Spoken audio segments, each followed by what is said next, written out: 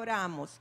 Y yo quisiera decir que la primera razón por la cual oramos es porque Jesús lo hacía. Yo creo que esa es una razón suficiente para que nosotros oremos. Si decimos que somos cristianos, es porque vivimos como Cristo vivía, hacemos lo que Cristo hacía, Cristo está en nosotros. Y si Él, que era el Hijo de Dios, oraba en todo tiempo, ¿cómo no hemos de orar nosotros?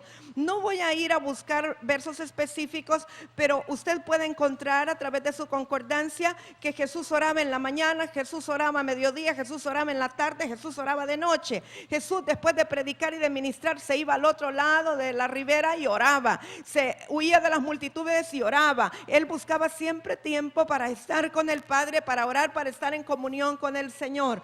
Una cosa que me maravilla, hermanos, y que me hace pensar es que Jesús oraba muchas horas, tal vez 5, 6, 7 horas, y por eso precisamente es que cuando él se encontraba un endemoniado le tomaba nada más un segundo liberar al endemoniado. Nosotros queremos hacer lo contrario, pasar un segundo en oración, y por eso nos toma 5 horas liberar un endemoniado. O sea, hacemos las cosas al revés. Pero Jesús pasaba tantas horas en oración y en comunión con el Padre, que cuando los enfermos venían, la misma presencia del Padre en él hacía que los enfermos se sanaran. La unción que fluía a través de él, la sombra de él, el toque de él, la virtud que salía de él, sanaba a las personas. Porque esa virtud y ese poder y esa autoridad y esa vida, él la obtenía en su tiempo de oración, en su tiempo de comunión con el Padre. Por eso había tanta autoridad en él. Y entonces nosotros no podemos pretender vivir de una manera contraria, sino como Jesús lo hacía. Así es que la primera razón para orar es porque Jesús oraba y somos cristianos, somos seguidores de Cristo y Él vive en nosotros. La segunda razón por la cual pudiéramos orar, y no las estoy dando tal vez en un orden de importancia, pero la segunda razón es, y puede ir conmigo a 1 de Pedro capítulo 5 verso 7. Nos vamos a pasear bastante por la Biblia hoy. Entonces 1 de Pedro 5, 7 dice: echando toda vuestra ansiedad sobre Él, porque Él tiene cuidado de vosotros. Y para completar esto, busque Filipenses 4, 6.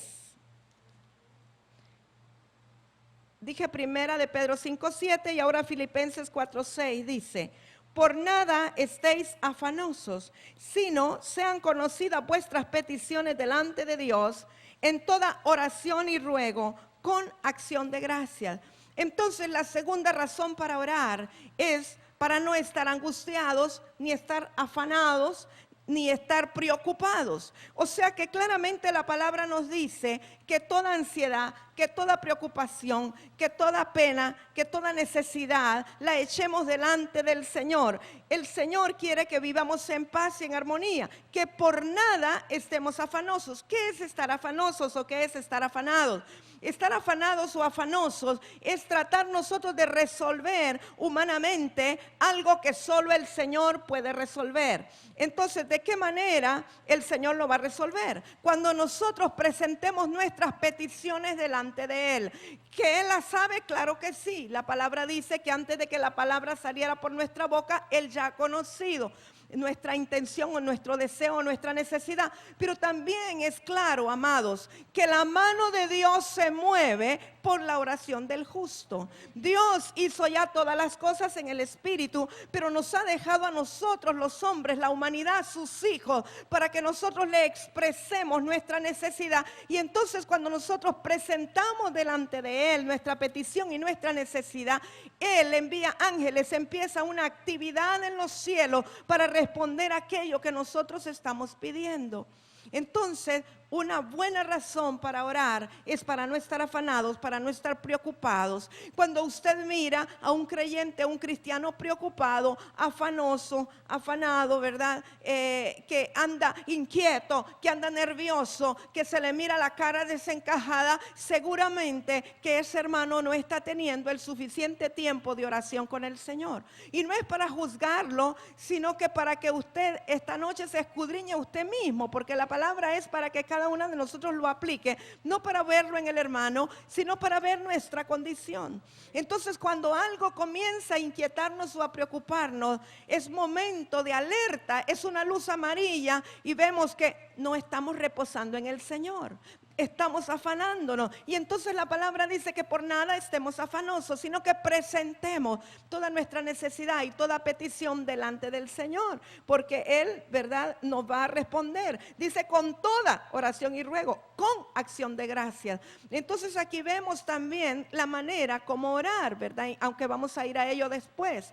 O sea que con toda oración, o sea, con todo tipo de oración y ruego es una súplica para que la misericordia de Dios se mueva en favor nuestro, pero luego dice con acción de gracia, o sea, dando gracias anticipadamente en la oración por lo que el Señor sabemos que ya respondió en el Espíritu y que lo vamos a ver después en lo natural. Una tercera razón por la cual orar es porque en oración se dan a luz todas las cosas. Y yo quiero que vayamos para ilustrar eso a Primera de Reyes. Y vamos a ver algo que ocurrió con Elías, el profeta. Primera de Reyes, capítulo 18. Sabemos, ¿verdad?, que lo que había ocurrido, Elías predice la sequía, pero después de mucho tiempo, Dios inquieta el corazón de Elías y le hace saber que Él va a enviar la lluvia. En el verso 1 de Primera de Reyes 18 dice: pasados muchos días vino palabra de Jehová a Elías en el tercer año diciendo: ve, muéstrate a Acab y yo haré llover sobre la faz de la tierra. O sea que Dios le está mostrando a Elías el profeta. Dice que nada hará Jehová el Señor si antes no se los revela a sus siervos los profetas. Entonces está diciéndole a Elías lo que va a ocurrir, va a venir la lluvia, está inquietando su corazón. Pero ¿por qué Dios se lo revela al profeta? Para que el profeta lo dé a luz en oración. O sea, el propósito de Dios está, la intención de Dios está, el deseo de Dios está, pero Él se lo está comunicando al siervo para que el siervo comience a dar a luz esa acción en oración. Y veamos lo que pasó en el verso 41 del mismo capítulo 18, amados. Dice: entonces Elías dijo a Acab: sube, come y bebe, porque una lluvia grande se oye. Acab subió a comer y a beber, y Elías subió a la cumbre del Carmelo, fíjese bien, y postrándose en tierra, puso su rostro entre las rodillas. Y dijo a su criado: sube ahora y mira hacia el mar. Y él subió y miró y dijo: no hay nada. Y él le volvió a decir: vuelve 7 veces. A la 7ª vez dijo: yo veo una pequeña nube como la palma de la mano de un hombre que sube del mar. Y él dijo: ve y di a Acab: unce tu carro y desciende para que la lluvia no te ataje. Bueno, ya sabemos lo que pasó, que vino la tormenta, pero quiero que nos centremos en el verso 42. Fíjese qué posición más rara de oración. Él se postra en tierra, pero dice que pone su cara entre las rodillas. Literalmente, esa es una forma como la mujer da a luz, de la forma natural en que las mujeres daban a luz. O sea, es una forma profética en que Él está dando a luz la lluvia. Entonces, una razón para orar, amados, es que en oración se dan a luz los milagros, en oración se dan a luz las respuestas, en oración se da a luz la provisión, la prosperidad, la salud, la liberación, la gloria de Dios que desciende, el avivamiento. Todo se da a luz en oración, no hay otra manera. Y este profeta lo sabía y lo conocía. Él conocía, por profeta que era, conocía el querer de Dios, conocía el sentir de Dios, sabía la voluntad de Dios, pero a él le correspondía dar a luz ese milagro. Ese era un milagro. A nosotros nos corresponde dar a luz todo lo que Dios ha hablado en este lugar a través de la palabra profética.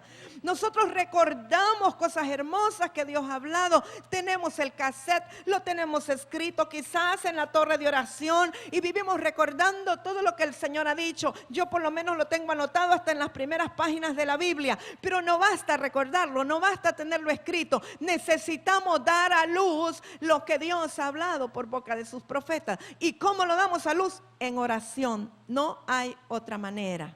Entonces hemos visto ya 3 razones para orar. 4ª razón para orar, hermanos, si usted quiere ir a Mateo 26:41, una cita muy conocida. Mateo 26, 41, y sabemos que es cuando el Señor se va al huerto de los olivos y deja a sus discípulos orando, ¿verdad?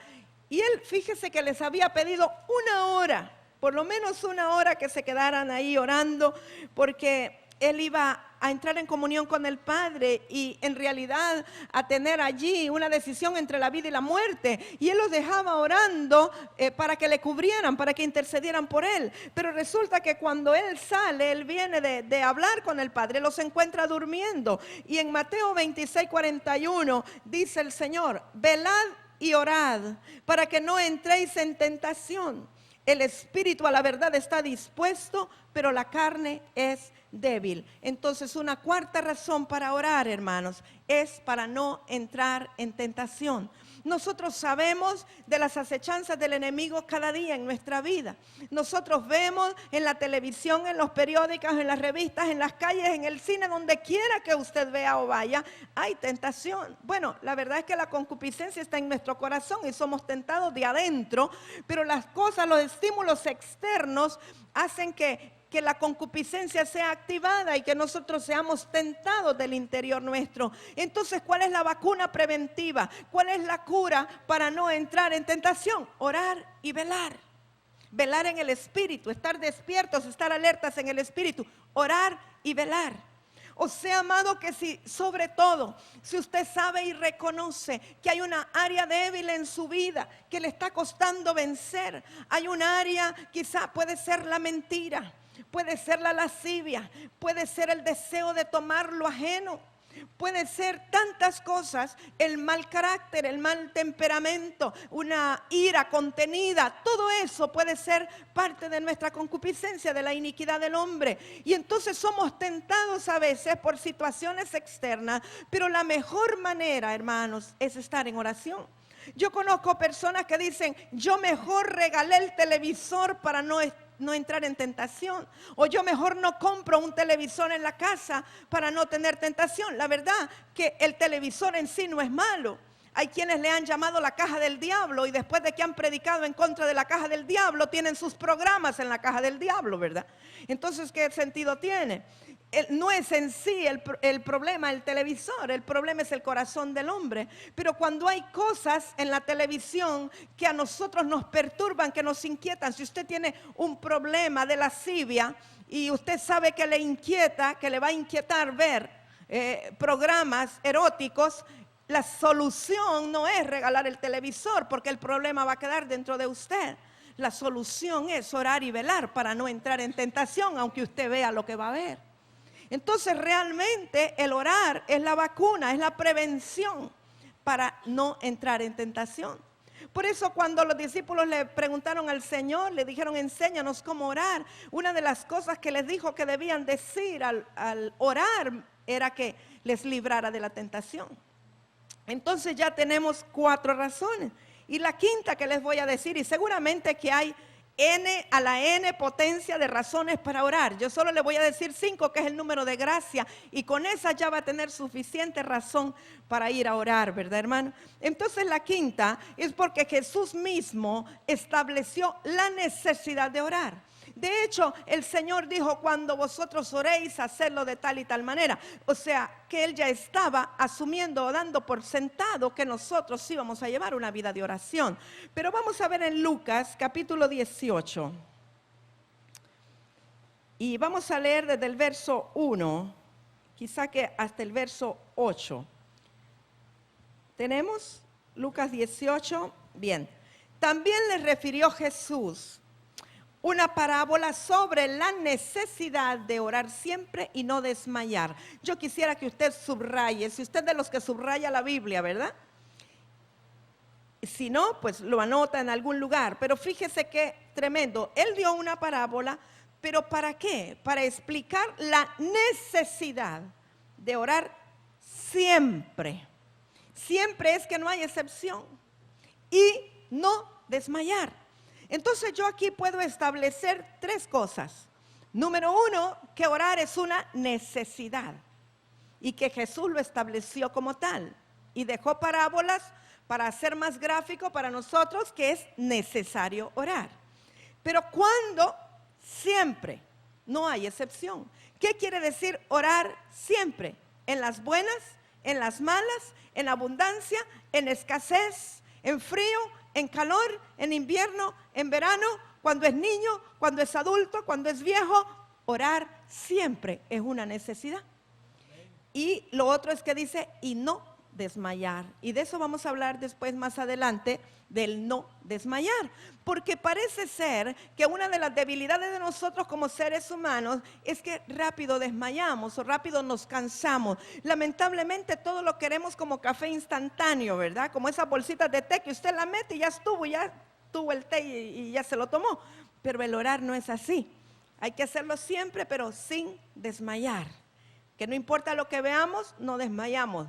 No importa las circunstancias, nosotros seguimos. Tenemos que orar en la medida de fe que el Señor nos ha dado.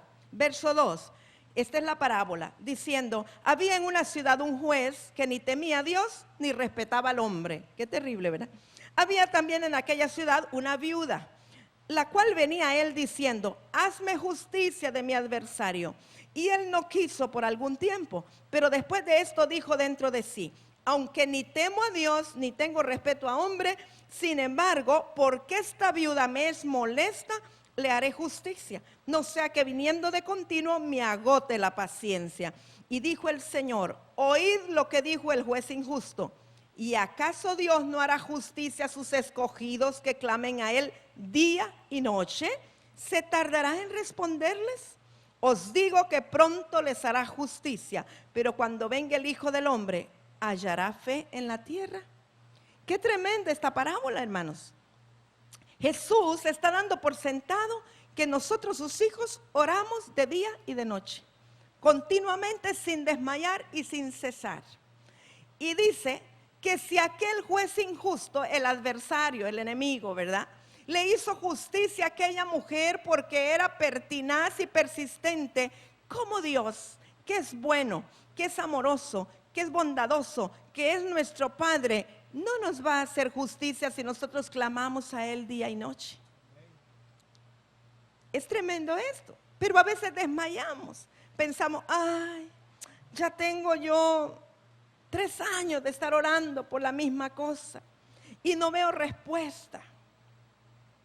Pero Él dice aquí que no desmayemos, o sea que Él está seguro que la respuesta vendrá. Y muchas veces la respuesta no viene en el tiempo que nosotros quisiéramos, porque Dios está probando nuestro corazón. Lo más importante aquí abajo es que dice que cuando el Señor venga, hallará fe en la tierra. O sea que, ¿qué es fe? Lo hemos dicho muchas veces, la convicción de lo que se espera, la certeza de lo que no se ve. Pero en otras palabras prácticas y aplicado a esto es que tú sigas orando, creyendo que Él te escucha y que Él te hará justicia, aunque tú no veas la respuesta. Porque fe es la certeza de lo que se espera y la convicción de lo que no se ve, pero que ya lo tienes. Como decía alguien, lo tengo pero no lo tengo. En el espíritu lo tengo, aunque en lo natural no lo tengo, pero ya lo tengo. Eso es. Por eso necesitamos esa fe, esa semilla de fe que el Señor nos dio. Es la que el Señor espera encontrar cuando venga a la tierra. ¿Qué va a buscar? Fe. La semilla que Él mismo puso. ¿No dice la Escritura que Él puso en cada uno de nosotros una medida de fe? Entonces Él va a venir a buscar esa medida de fe. Hallará fe en la tierra. Hallará hombres de fe, mujeres de fe. Abraham era el padre de la fe y el padre de los fieles. Y entonces si nosotros somos del linaje de Abraham en el espíritu, Él ha de encontrar fe en nosotros, nos va a encontrar sin desmayar, esperando que Él nos va a hacer justicia algún día, ¿verdad? Entonces, ¿les he convencido o les ha convencido la palabra con estas 5 razones para orar, hermanos? ¿Creen que tienen suficiente razón para ustedes comenzar a orar, verdad que sí? O continuar orando, como sea. Bien, entonces ahora la siguiente o el siguiente capítulo es, o la siguiente parte, ¿cómo orar? Cuando digo cómo orar, no me refiero tanto a la posición física. La verdad es que la posición física no es muy importante, pero yo le voy a decir algo. Si usted, el Señor lo despierta a las 4 de la mañana para orar y usted se queda orando acostadito en la cama, le aseguro que a las 4:10 ya se volvió a dormir. Entonces, aunque no estamos hablando de posición, yo le recomiendo que usted se ponga en una posición no muy cómoda, probablemente contrario a lo que le van a decir los demás predicadores. Le van a decir, póngase bien cómodo para orar. No, yo le voy a decir, póngase bien incómodo para orar, para que no se vuelva a dormir. Y yo se lo digo por experiencia. Si puesta de rodillas, cantidad de veces me he quedado dormida, arrodillada y con la cabeza puesta en la cama, y cuando me despierto ya tengo moradas las rodillas, ya se imagina usted si me quedo orando acostada, ¿verdad? Entonces tenemos que poner, muchas veces es más importante tal vez, o es necesario orar caminando, porque no he conocido a alguno todavía que se duerma caminando, aunque no sería raro que aparezca uno que otro, ¿verdad? Pero yo pienso que debemos de combatir nosotros mismos la pasividad o aquello que nos pueda llevar a un estado de dormirnos o de aburrirnos, ¿verdad? A veces tenemos que hacerlo dinámico y activo mientras se convierte en nosotros en una forma de vida. Bien, entonces, ¿cómo orar? Número 1, y dije que no tanto vamos a hablar de posiciones, sino que la posición espiritual. Número 1, debemos de orar y pedir en el nombre de Jesús. Y ya hemos dicho muchas veces lo que es el nombre de Jesús, pero vamos a ver en Juan capítulo 16, hermanos. Juan 16, verso 23. En aquel día no me preguntaréis nada. De cierto os digo, que todo cuanto pidiereis al Padre en mi nombre, os lo dará. Hasta ahora nada habéis pedido en mi nombre. Pedid y recibiréis, para que vuestro gozo sea cumplido. Y ahí mismo en Juan, vaya al capítulo 14, verso 13 y 14. Y todo lo que pidiereis al Padre en mi nombre, lo haré, para que el Padre sea glorificado en el Hijo. Si algo pidiereis en mi nombre, yo lo haré. Mire qué interesante que aquí en el capítulo 14 dice que todo lo que pida al Padre en su nombre, Él lo hará. Pero en cambio, en el capítulo 16 dice que todo lo que le pidiera al Padre en su nombre, Él se lo dará. ¿Por qué razón? Porque el Padre y el Hijo son uno. Da lo mismo que se lo dé el Padre que se lo dé el Hijo, es lo mismo, es el mismo Dios. Pero ¿qué significa pedir en su nombre? Pedir en su nombre, hermanos, es ir con un cheque firmado y en blanco para llenarlo por la cantidad que usted quiera. Y el cheque está a su nombre. Eso es pedir en el nombre de Jesús. ¿Quién firmó el cheque? Jesús. Es el nombre de Jesús el que está en el cheque. Y cuando va al banco del cielo, el único nombre que es reconocido o el único que tiene cuenta ya es Jesús. Nosotros quizás tenemos la firma secundaria ahí, pero la que vale es la de Jesús.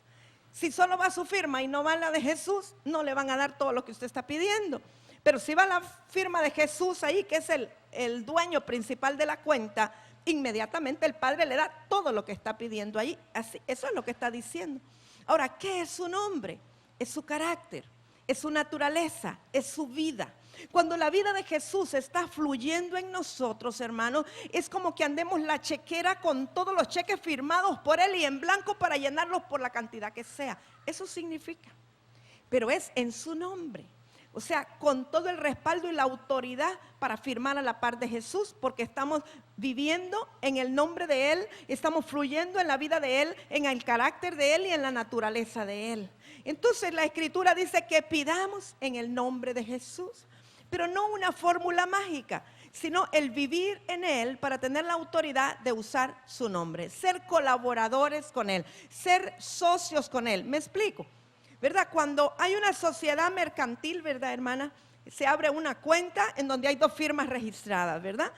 Y el cheque no lo pagan si no van las dos firmas, porque eso es lo que se requiere, las dos firmas. Pero tienen que ser socios, colaboradores. Entonces, no es solo la suya ni solo la de Jesús. Usted es el que pide y Él es el que avala y Él es el que firma. Entonces, los dos tienen que estar firmando para que el Padre pueda darle lo que usted está pidiendo. ¿Estamos claros, verdad? Entonces, ¿cuántos tienen la chequera allí? En la bolsa, en la cartera. ¿Sí? ¿Están listos los cheques ya solo para extenderlos por todo lo que usted necesite? Salud, provisión, empleo, carro nuevo, pero en el nombre de Jesús. Bueno, y después vamos a ver que no es conforme a nuestros deleites que pedimos, ¿verdad? Si el carro nuevo lo necesita para servir a Dios, se lo van a dar. Pero si solo es para ir a dar un rol allá por las carnitas, no creo que se lo van a dar. Ahora, una segunda razón o una segunda forma de cómo orar. La posición que nosotros tengamos en el Espíritu es muy importante. Si quiere, vaya a Romanos 8.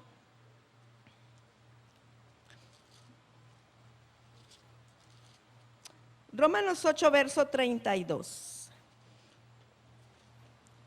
Dice, el que no escatimó ni a su propio Hijo, sino que lo entregó por todos nosotros, ¿cómo no nos dará también con él todas las cosas?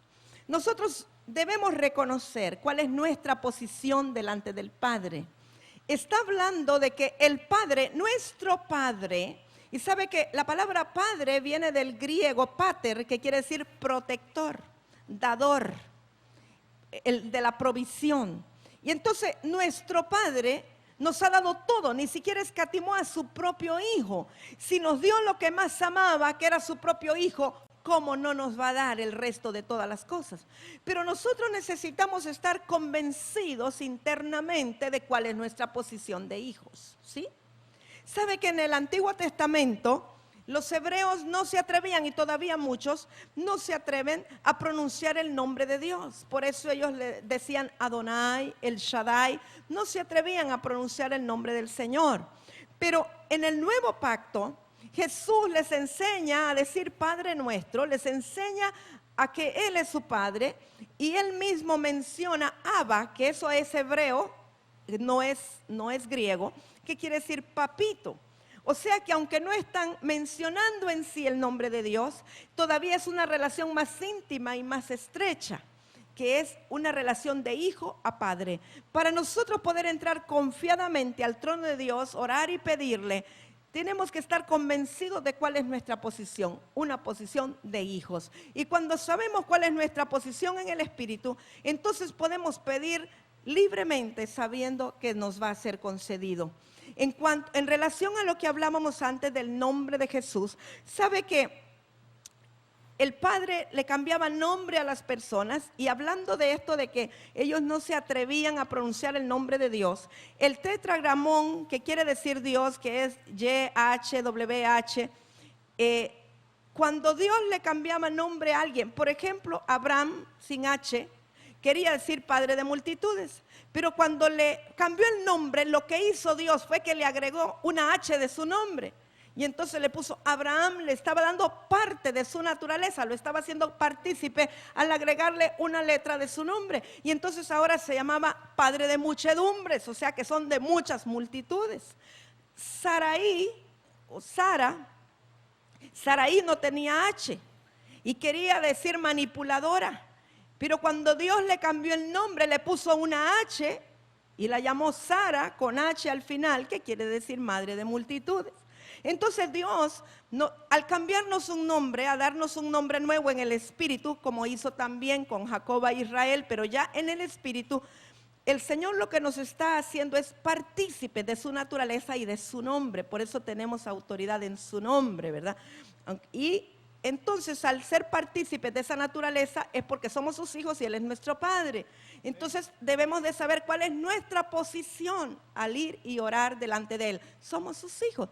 Fíjese que estaba leyendo un testimonio de una mujer. Dice que ella estaba comiendo con su esposo, y mientras estaban ahí cenando, su esposo dice que le dio un ataque cardíaco y quedó muerto inmediatamente. Ella cerró las puertas del cuarto y comenzó a orar y a declarar en el nombre de Jesús que ese hombre tenía que revivir. Y dice que estuvo un buen rato, y de pronto el hombre revivió, resucitó, y le dice, ¿qué me pasó? Fíjate, le dice que yo estaba emprendiendo un viaje, y de pronto cuando ya iba llegando, le dice, a la presencia de Dios, oí una voz allá al fondo que dijo, vuelve a la tierra en el nombre de Jesús. Y entonces Dios me dijo, hijo, tienes que volver a la tierra, porque allá hay una hija mía que está clamando en mi nombre y yo la tengo que honrar, tienes que volver. Y eso es verídico. Ese poder tiene el nombre de Jesús. Qué bueno que tengamos esa certeza y esa convicción, ¿verdad, hermanos? Del poder que tenemos en el nombre de Jesús y la posición que tenemos como hijos. El Padre dijo, allá hay una hija mía. Alguien que está confiando que yo como padre le voy a conceder lo que quiere en este momento. Y entonces voy a honrarla. Así es que te regresas, todavía no vienes para acá. Qué precioso, ¿verdad? Saber que Dios honra lo que pedimos.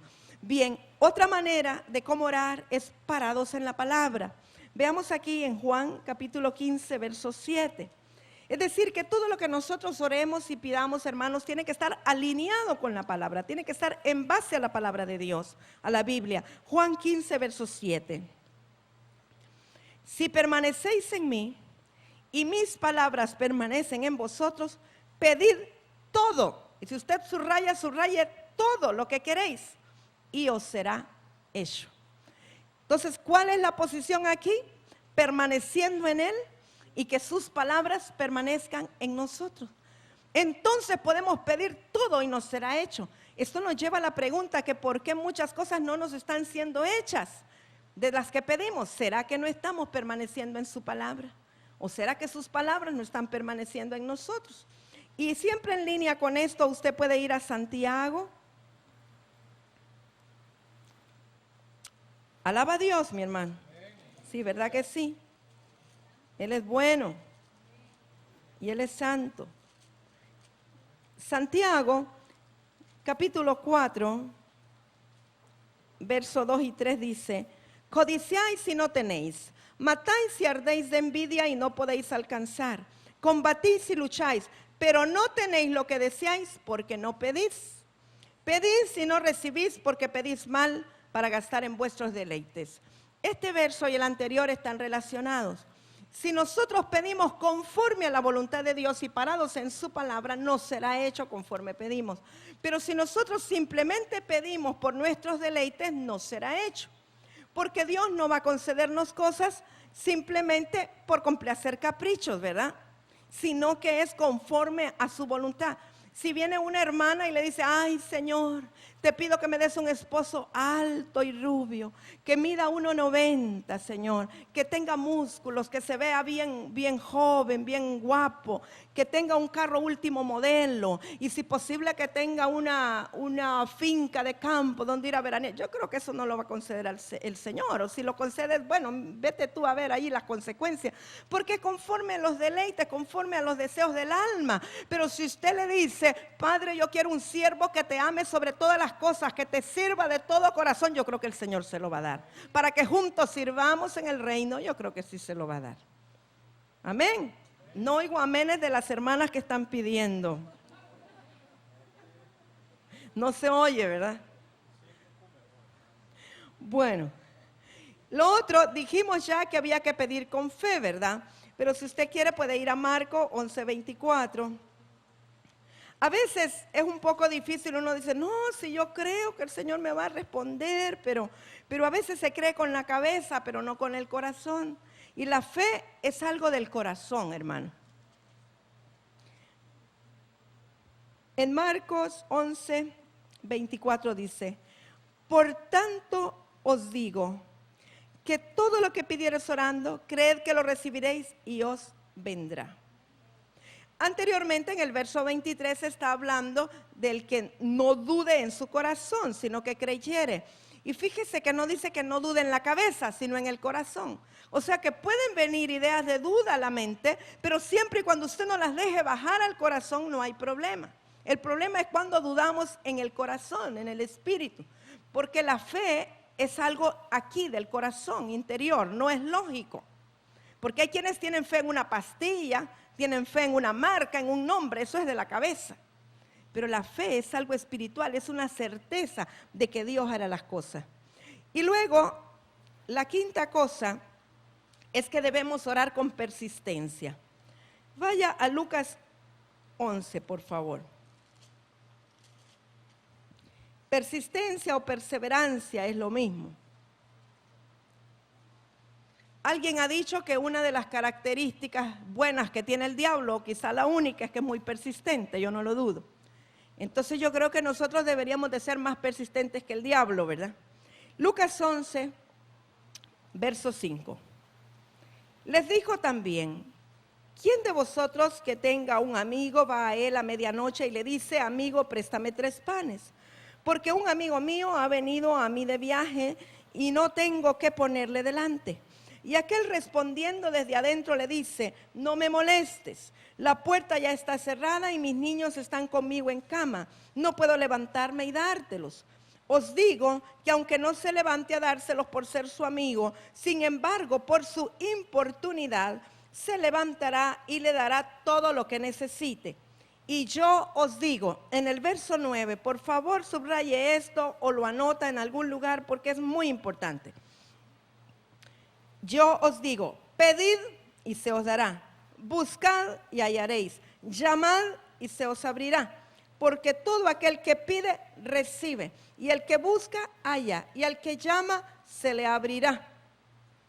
¿Qué padre de vosotros, si su hijo le pide pan, le dará una piedra? O si pescado, en lugar de pescado, le dará una serpiente?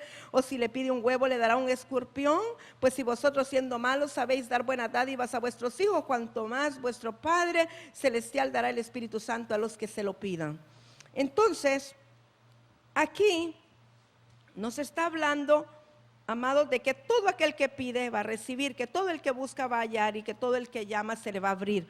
Pero fíjese que la palabra griega para llamar dice que toque, porque llamar aquí está hablando de tocar la puerta, que toque hasta derribar la puerta. Eso es lo que quiere decir la palabra original. O sea que nos está incitando la palabra a pedir clamando, ¿verdad? A buscar hasta encontrar la respuesta de Dios y a tocar la puerta del Señor hasta que se caiga la puerta y que veamos la respuesta. Esta es una oración de importunidad o de persistencia, ¿verdad? Y esto es bien importante para desarrollar una vida de oración y lo vamos a ver más adelante. Pero aquí, en varias ocasiones en la palabra, el Señor nos hace ver que si aún los malos dan buenas cosas, como Él, siendo un buen Dios, no nos va a dar lo que le pedimos. Pero debemos de tener esa seguridad. Yo pienso que gran parte del problema nuestro, como latinos, hermanos, es los malos conceptos que hemos traído de cómo es un padre. Nosotros como latinos probablemente no hemos tenido un padre muy amoroso, un padre muy expresivo, un padre tierno, un padre generoso, o quizás las circunstancias naturales hicieron que careciéramos de muchas cosas en lo natural, o probablemente muchos crecieron sin un padre o quizás nunca le conocieron. Y entonces cuando venimos al Señor, no podemos identificar al Señor con un padre bueno, sino que inmediatamente lo relacionamos con la clase de padre natural que teníamos. Siempre estamos haciendo relaciones aún en lo profundo del corazón, aunque no las expresemos. Y si teníamos un padre severo, que cuando llegábamos y le decíamos, papá, ¿me podés dar 10 centavos? Quítese de aquí, no moleste, niño. Entonces cuando llegamos al Señor y oramos, estamos pensando que el Señor nos va a decir, no moleste, estoy ocupado. Y creemos que Dios está tan ocupado que no tiene tiempo para escucharnos. Y sin ir muy lejos, hace poco mi mamá me decía, yo creo que el Señor no me ha contestado tal cosa porque Él está muy ocupado ahora. Y ella es una mujer que conoce la palabra y que ama al Señor. Pero ella me dice, con eso de la guerra de Irak y todo eso, Dios está tan ocupado que ¿qué me va a estar oyendo a mí lo que yo le estoy pidiendo que me resuelva? Pero claro, ella no tuvo un padre. Su padre le abandonó cuando ella tenía meses de edad. Entonces ella no sabe lo que es recibir de un padre amoroso. Y eso nos pasa a muchos de nosotros, que quizás no vamos realmente con confianza delante del Señor para pedirle lo que necesitamos, porque pensamos que Dios está muy ocupado para interesarse de nuestras pequeñeces, que Dios no nos va a hacer caso, o que nos va a decir quítese, quítese, y que vamos a ser rechazados. Y a veces no es que no querramos orar, simplemente hay tanta herida de rechazo que no podemos orar confiadamente esperando recibir.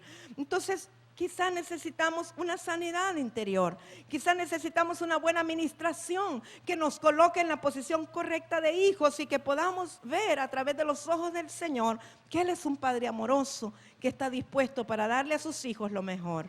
Y que podemos seguir insistiendo y seguir insistiendo. A veces nuestros hijos quieren sacarnos un permiso, ¿verdad? Y de primeras le decimos no. Y luego, pero mira, mami, ¿qué tal? Ay, ya le dije que no. Y bueno, nos dan la vuelta otra vez. Vaya, mami, si solo va a ser un ratito. Y después de 5 veces, vaya, pues váyase. Ni modo, ¿verdad? Y el Señor es así con nosotros. Y no es que se enoja, sino que es como un gesto cariñoso. Como, ay, estos mis hijos, vaya pues. Entonces, esa es la oración de importunidad, ¿verdad? O sea, de persistencia, de perseverancia. Entonces, hemos dicho cinco posiciones o cinco maneras de cómo hemos de orar, ¿verdad? Dijimos en el nombre de Jesús, en la posición correcta de hijos, parados en la palabra, con fe y con persistencia. Ahora nos interesa dejar algo claro. Hasta aquí estamos de acuerdo en todo, ¿verdad?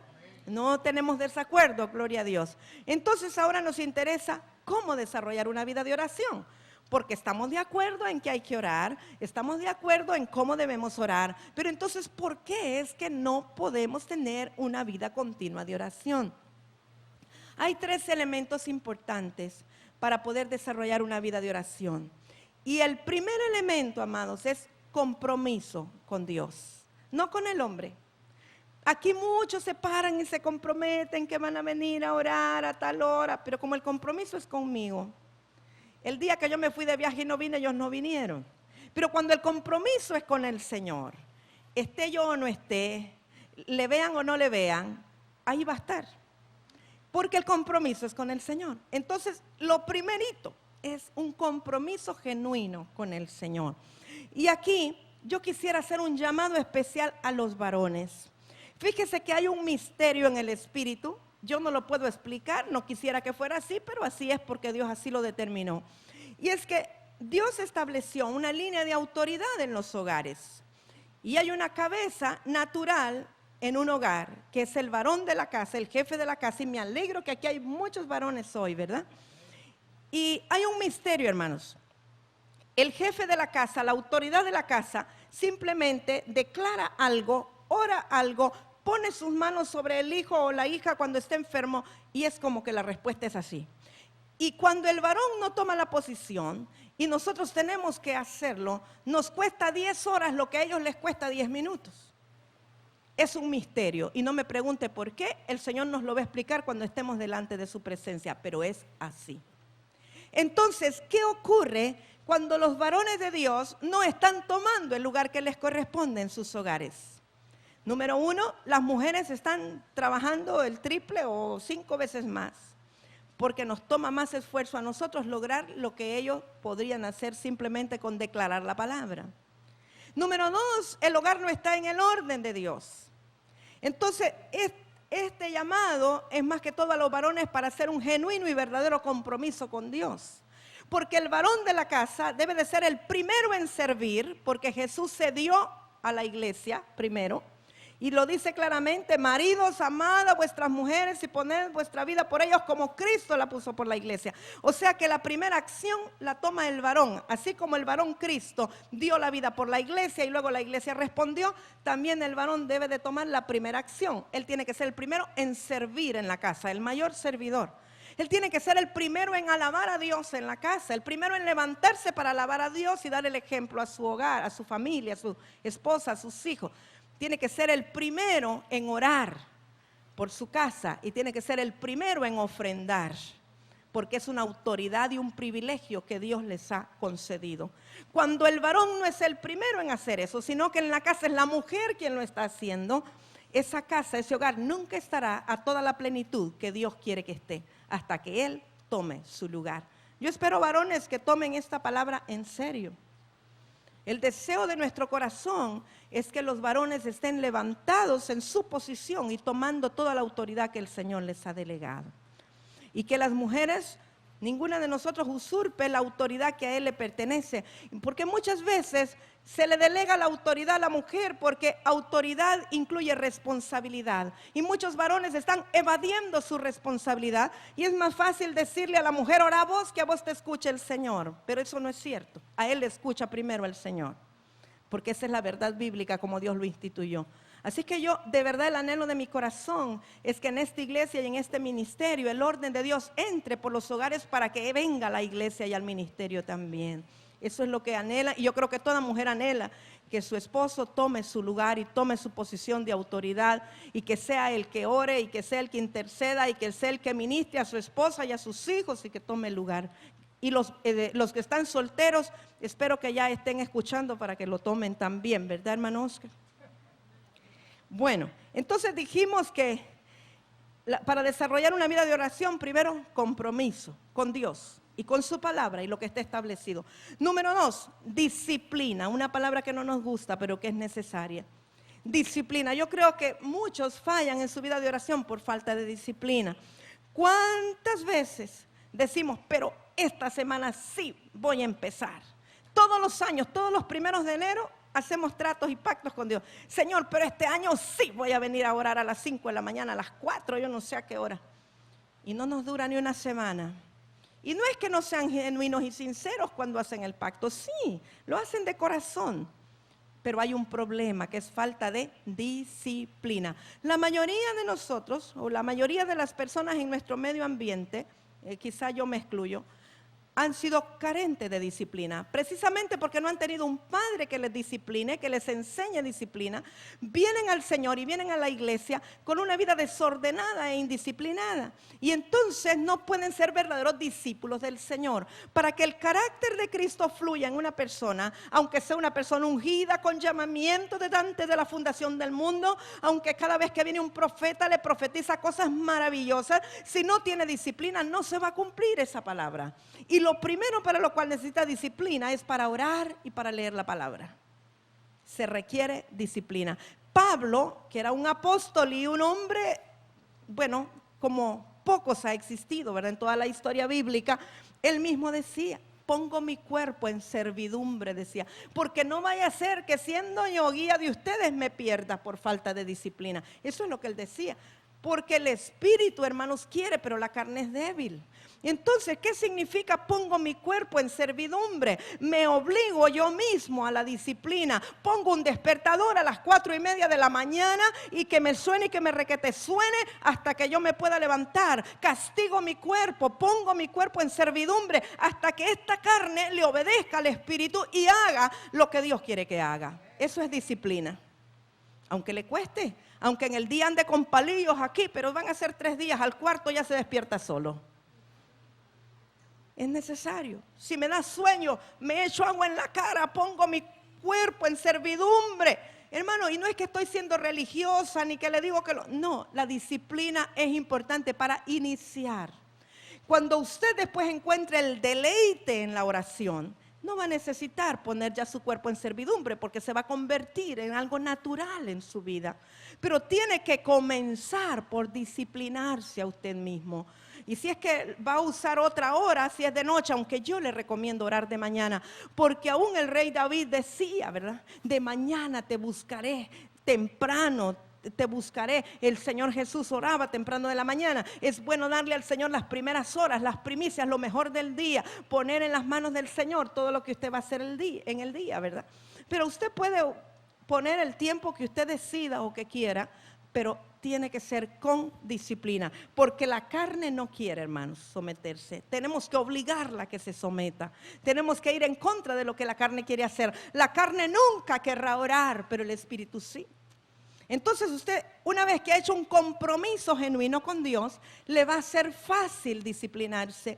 Pero usted no pretenda disciplinarse si no está comprometido con Dios. Si usted pactó con Dios y a Él es que lo quiere agradar y usted sabe que le conviene y ya hoy escuchó todas las razones bíblicas por las cuales debe de orar, óigame, hermano, sería poco inteligente si usted no comienza a hacerlo porque usted ya vio todas las bendiciones que va a tener. Entonces nos conviene, si somos sabios y entendidos, nos conviene hacer lo que dice la palabra, ¿verdad? Pero para eso necesitamos poner nuestro cuerpo en servidumbre y disciplinarnos, amados. Y entonces la tercera cosa que quisiera decir después de la disciplina es la perseverancia. Dijimos, ¿verdad?, de la oración de importunidad, pero perseverancia en el sentido, hermanos, que no importa los días, no importa los meses, no importa los años que usted lleve orando por una cosa, que no desmaye, como decíamos al inicio, porque algún día usted va a ver la respuesta. Necesitamos perseverar, perseverar, perseverar. Si nosotros vemos en Hechos 1:14, dice que los discípulos oraban, perseveraban, unánimes juntos en la oración, perseveraban unánimes juntos, porque perseveraron fue que el Espíritu Santo se derramó en el aposento alto. También Romanos 12:12, si usted quiere puede buscarlo, Romanos 12:12. Yo deseo de corazón que esta palabra quede impregnada en usted, mi hermano. O que si puede después tener el cassette y oírlo, los que van en carro a trabajar a otro lado, que lo oigan una y otra vez, hasta que raya la cinta y se le reviente y la palabra le quede encarnada en su corazón. Romanos 12:12, gozosos en la esperanza, sufridos en la tribulación, constantes en la oración. Constante, constante quiere decir continuamente, constante, sin dejarle tregua al enemigo, hermanos. Aquí, mañana, tarde y noche, a mediodía, a toda hora, constantemente orando, hermanos. Hay quienes dicen, no es que yo ando orando en la mente todo el día. No, hermanos, perdóneme, pero la palabra no habla de andar orando en la mente. Hay que proclamar la palabra. Por eso se llama orar. La palabra orador viene del que habla, del que proclama la palabra, ¿verdad? Hay que declarar la palabra para que haya una actividad en los aires y que el enemigo también escuche lo que usted está declarando.